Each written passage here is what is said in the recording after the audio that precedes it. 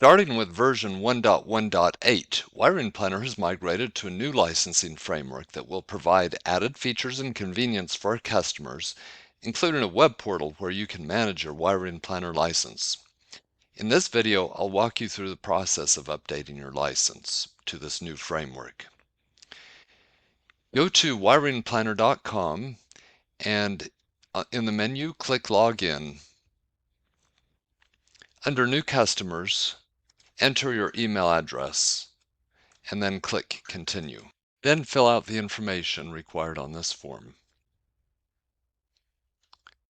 Near the bottom, you will be asked to choose a password. We recommend that you click this link to generate a random password, but you can also enter the password of your choice. I'll click the link.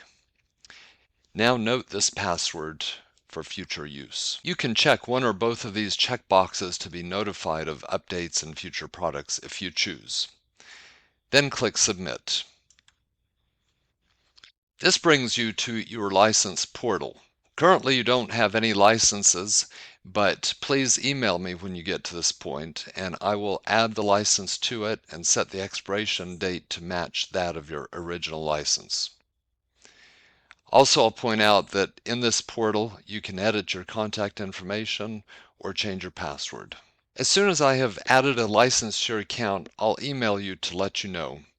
When you receive that email, go back to wiringplanner.com and log in. Once you're in the license portal, click the Licenses and Activations, and there you will see the license that I have issued you. Under Product, you'll see Wiring Planner Annual License because we've moved from a 2-year license to an annual subscription. But if you purchased a 2-year license, then the expiration date will match the original license, even if it's more than 1 year away.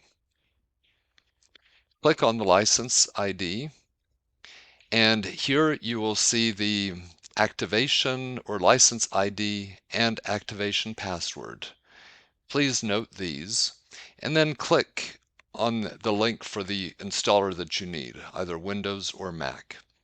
Also, I recommend that you download the expanded library and the sample project. Once that's downloaded, run the installer, accept the licensing agreement, and click Install.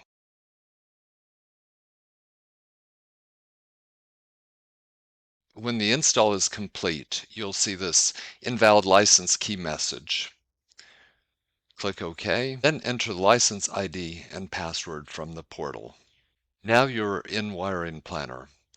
I hope you will enjoy and make good use of the new features of Wiring Planner.